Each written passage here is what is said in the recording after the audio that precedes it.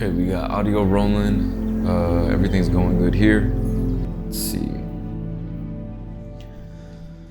All right, yeah, welcome guys. Good morning, good afternoon, good evening, whatever time it may be that you're listening to or watching to this. Today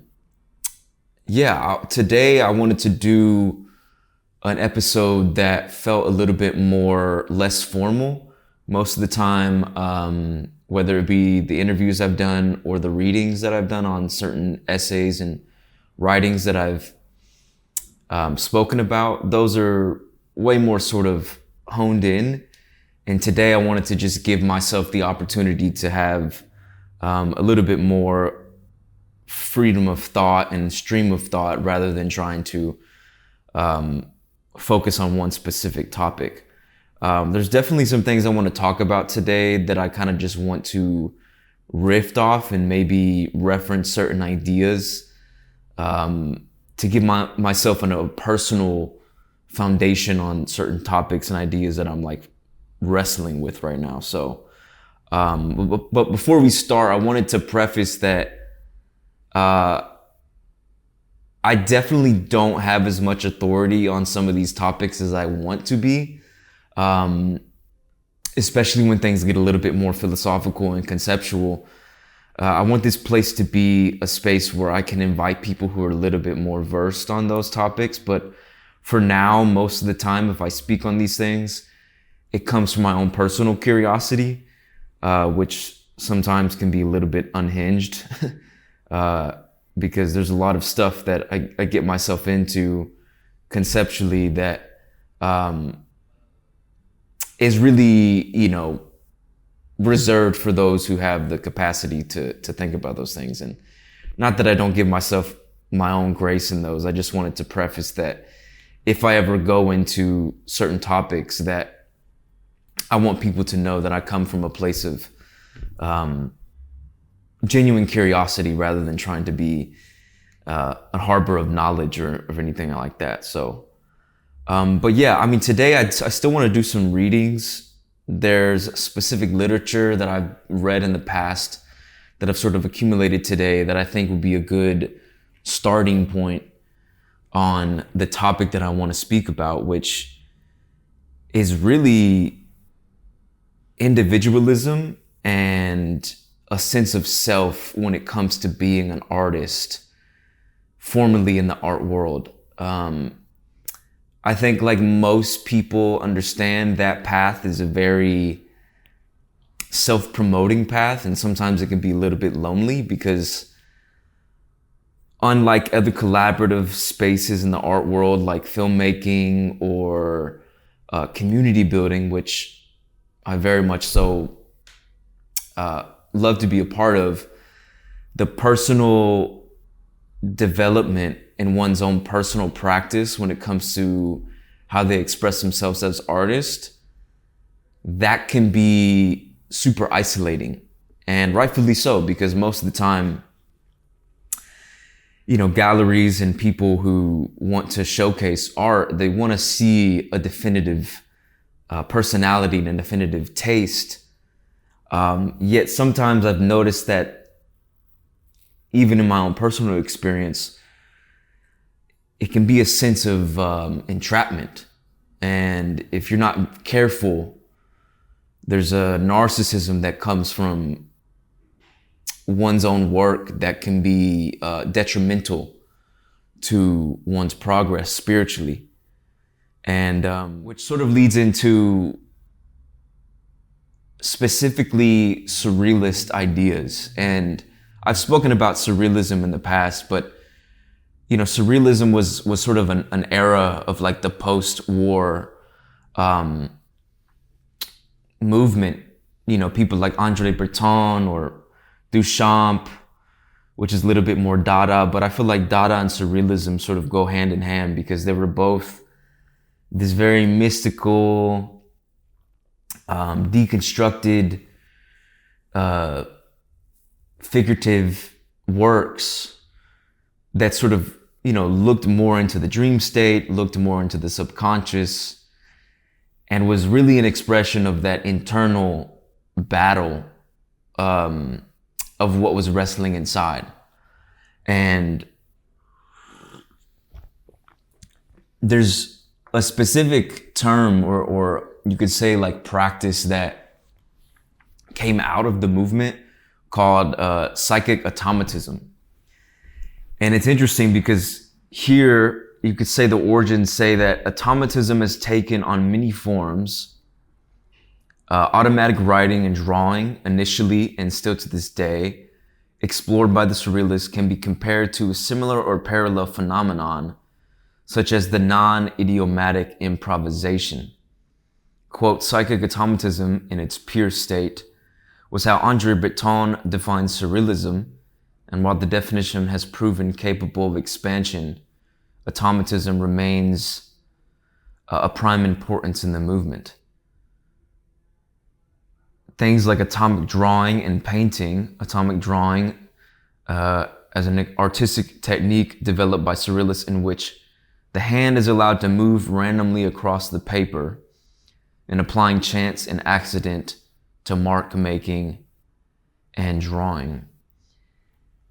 Yeah, I think most of us, if we've ever sort of like sat there and wanted to sketch or sort of just get our thoughts down on paper, this can be kind of familiar, yet the Surrealists seem to want to like really emphasize taking the rational aspect of, I want to draw this specific thing or paint this specific thing outside of the picture. And then put the subconscious to the forefront and let the hand and let what is inside sort of be the guide to what you've expressed. And most of the time when you see pieces like this, they're not very structured. You know, you're sort of creating abstract pieces, or if they're figurative works, they tend to be a little bit disjointed. And it's coming from a place that isn't of your own spirit. Or if it is your own spirit, they tend to be outside forces. Now, you know, whatever your temperament is spiritually or religiously, I personally have the belief that spirits in the dream world and things not of the material world are real. And most people who've had those experiences can attest to that because, you know, there's a veil of what we see and then also of what we experience. And most of the time the sensual takes on a form of sensory engagement that feels overwhelming at times. And anybody who's had psychedelic experiences, whether that be on psilocybin mushrooms or LSD, those are another, testament to, intimations that there really is another world outside of our world. And this sort of gets into a topic in an essay that I've been really wrestling, which is, what is this external world? Like, what is the dream state?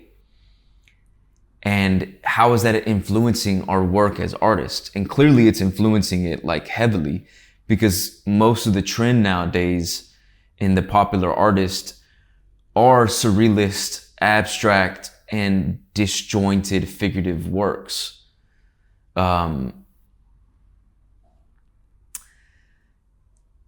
It's sort of a topic that I feel like gets a little bit messy pretty fast, because not everyone wants to admit that there are darker forces. And sometimes people are in agreement with darker forces and they're not aware of it. And you're sort of kind of, again, entrapping yourself into wrestling with spirits that aren't you. And that can be dangerous. But to sort of reel things back in, I think a lot of this comes from and is rooted in ideas of the shadow. And I think most people who listen to this podcast would be aware, but maybe not so, of the work of Carl Jung.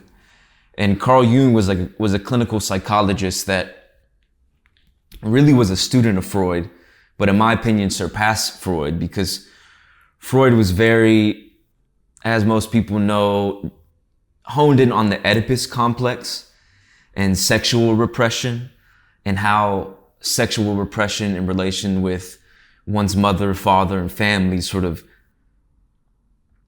guides and sort of informs how we express ourselves today, which is important. But I think Jung took an approach that was way more historical, archetypal, and mythological, and coined this term of the shadow when it came to dealing with things that are in the subconscious.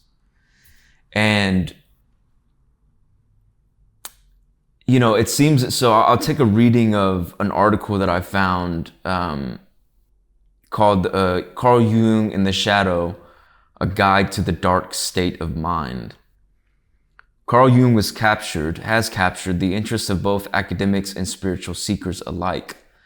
One of his most powerful discoveries was his concept of the shadow. Carl Jung's shadow is a symbol that represents the hidden side of human psyche. The shadow is composed of hidden aspects of individuals' personality that are deemed as unacceptable and tucked away into the hidden parts of their mind. Shadow characteristics are mostly formed by shame. These characteristics are thoughts, desires, wishes, feelings, cravings, and urges that one's ego does not accept. For example, in this case of sexual taboo, you may have heard that certain behaviors or desires are not acceptable by your family, so you hide them. Thus, the urge is to cast into the shadow, only to show itself when the environment is safe from judgment or even repressed away completely. Shadow traits can also be positive aspects of personality. Maybe you have associated your natural assertiveness with shame because you were disciplined away from it as a young age. Or maybe your creativity was neglected because you were taught that it is less valuable than hard skills. This is why shadow integration is such an important tool for making progress in the process of individuation.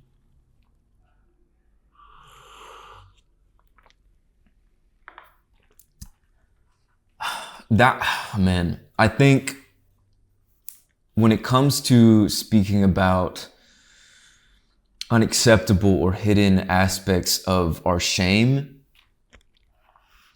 that part, again, is hard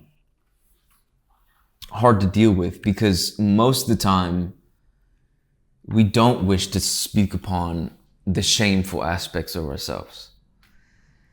Yet it seems as if today those things are glorified. And as empowering as that can be, I think we have to realize that shame has to be conquered rather than just expressed. Because no one likes to feel shame. No one wants to be in a state of shame that sort of puts you in a vulnerable state. It's super uncomfortable if people find out about thoughts and desires and cravings that, are very personal. It changes the way that people perceive you. It changes the way that you perceive yourself. And it really isn't until you get over those shameful aspects of yourself and conquer them that you have a better relationship with them. And I think that's exactly what the shadow is darker aspects of yourself that should be conquered rather than glorified. Because I think people maybe sort of took Jung's teachings on the shadow a little bit too far. And I've done this myself, where I sort of glorified the shadow, thought that if I integrate negative or hedonistic aspects of myself, that those things could be sources of expression and sources of dominance. But that's really a false and prideful way to view what the shadow is. I think, unfortunately, it's not going to go away. So if we wrestle with the shadow in a way that amends our shameful aspects, then it sort of takes on a space of glory and a space of achievement and accomplishment, rather than sort of sitting in our shame or sitting in our shadow. And I think people in the art world just may glorify the shadow a bit too much. And frankly, everyone's practice is different. But in my own personal practice, I started using the shadow in a way to practice habitual states of expression and states of being, which gets into the idea of what a ritual is. And, in the beginning, I spoke about, in the culture of narcissism, that education is sort of glorifying mysticism, witchcraft, occultism as a source of expression, which it is. But those things, again, have their consequences.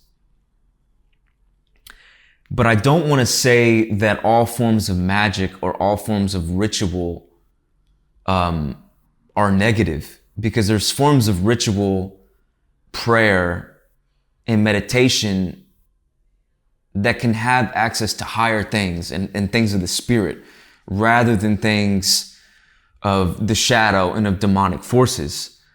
So there's, like all things, that duality that you find in ritual, in developing a relationship with the shadow and of spirits and of God, that gives you a fuller picture. And it's up to you to make that decision. Do you want to dabble more into things of darkness, or do you want to dabble more in things of the light? That's one's own personal decision. And, you can do both and stay in a place of neutrality. And if anything, that might be best for your own personal development. But to be able to discern where those things are coming from and what you're tapping into, I think that's the key element of what I'm sort of wrestling with myself, and that I would want for you to take away, at least from this episode, because it's very difficult to sort of discern when you're in a ritualistic state, or a prayerful state, or a meditative state, or a state of expression, what it is that you're actually doing. Most of the time, I think people are confused because they want to express themselves. They want to have a sense of uniqueness to their expression. But it's almost as if it's like, at what cost are you taking on that weight,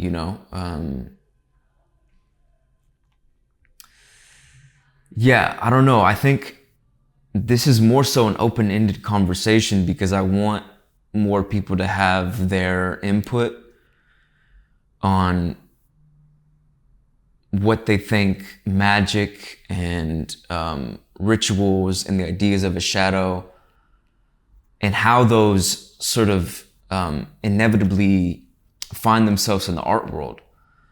Because I see it within my own personal work. I see it within everyone else's work. And I think it's a topic that, if we choose to have that dialogue with, we can find clarity. Yeah. And again, sort of getting into the beginning of this podcast, I want people to realize that I don't really have an answer for this like topic right now, because this is something that I've been writing about and kind of wrestling with myself in my own personal spiritual progression and journey, that I think it's just now sort of coming to a consensus on what I believe, on what I wish to, maybe this is definitely a topic for a new day, and hopefully this topic can be more of a seed that is planted rather than